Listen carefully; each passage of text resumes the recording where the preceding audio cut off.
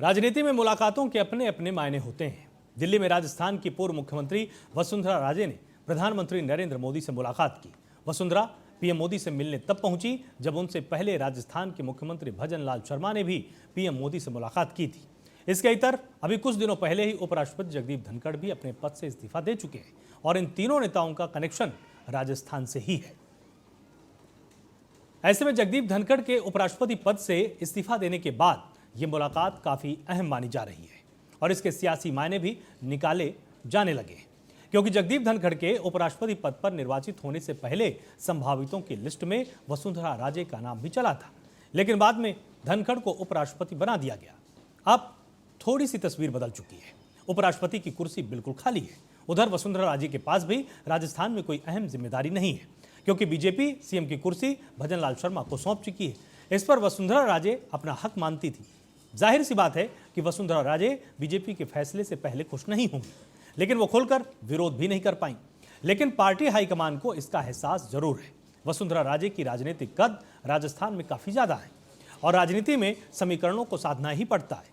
समय के मुताबिक गोटी फिट करनी पड़ती है, क्योंकि धनखड़ के इस्तीफा देने के बाद राजस्थान में बीजेपी के लिए किसान कौम और खासकर जाटों को साधना किसी चुनौती से कम नहीं है। माना जा रहा है कि प्रदेश में पैदा हुए इस सियासी संकट को लेकर दोनों नेताओं के बीच में आज चर्चा हुई है। अब आइए आपको समझाते हैं कि आखिर बीजेपी के सामने चुनौती क्या है। जगदीप धनखड़ के इस्तीफे का असर, किसान इससे नाराज हैं और बीजेपी की चुनौती इससे बढ़ गई है। राजस्थान में जाट समुदाय में भी नाराजगी देखने को मिली है।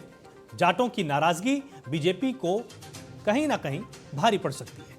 वसुंधरा को साधना बीजेपी की जरूरत भी है, क्योंकि राजस्थान में जाट समुदाय का एक बड़ा वोट बैंक माना जाता है। जाट समुदाय और वसुंधरा दोनों ही बीजेपी के लिए बहुत जरूरी हो जाते हैं। तो जाहिर सी बात है कि राजस्थान की राजनीति में जाट समुदाय और वसुंधरा राजे को दरकिनार नहीं किया जा सकता है।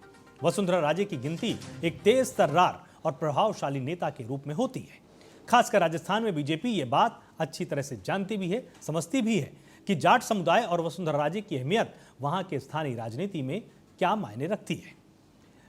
दूसरी बात यह भी है कि राष्ट्रीय स्तर पर भी उपराष्ट्रपति जगदीप धनखड़ के इस्तीफे से बीजेपी की किरकिरी हो रही है। बीजेपी कभी नहीं चाहेगी कि उपराष्ट्रपति की कुर्सी ज्यादा समय तक खाली रहे। ऐसे में बीजेपी के लिए वसुंधरा राजे एक अहम संभावित चेहरा बन सकती है, जिसका बीजेपी को एक दूरगामी लाभ भी मिल सकता है। वहीं वसुंधरा को उपराष्ट्रपति बनाने से फायदा क्या होगा, इसको भी एक बार समझ लेते हैं। वसुंधरा के जरिए बीजेपी कई समीकरणों को साध सकती है। महिलाओं के बीच बीजेपी की एक अच्छी छवि बन जाएगी। ओबीसी वोटरों को भी लुभाने में मदद मिल सकती है। विपक्ष को वसुंधरा के काट खोजने में काफी दिक्कत होगी और एनडीए के घटक दलों को भी इसमें कोई परेशानी नहीं होने वाली है, क्योंकि अभी देश की राजनीति में महिलाओं और ओबीसी वोटरों को नाराज करने की हिमाकत कोई भी दल नहीं कर सकता है। हालांकि राजनीति संभावनाओं का खेल है, पक्के तौर पर कुछ कहा नहीं जा सकता। फिर भी पीएम नरेंद्र मोदी और वसुंधरा राजे के बीच हुई मुलाकात से वसुंधरा के उपराष्ट्रपति बनाए जाने की सुबुगाहट कहीं ना कहीं सुनाई देने लगी है। तो टीएनए में आज के लिए बस इतना ही, लेकिन चलने से पहले जान लेते हैं जिंदगी से जुड़ा हुआ एक खास सबक। असफलता के डर को अपने सपनों के बीच की बाधा मत बनने दीजिए, बल्कि उसे अपने सफल होने की प्रेरणा बनाइए।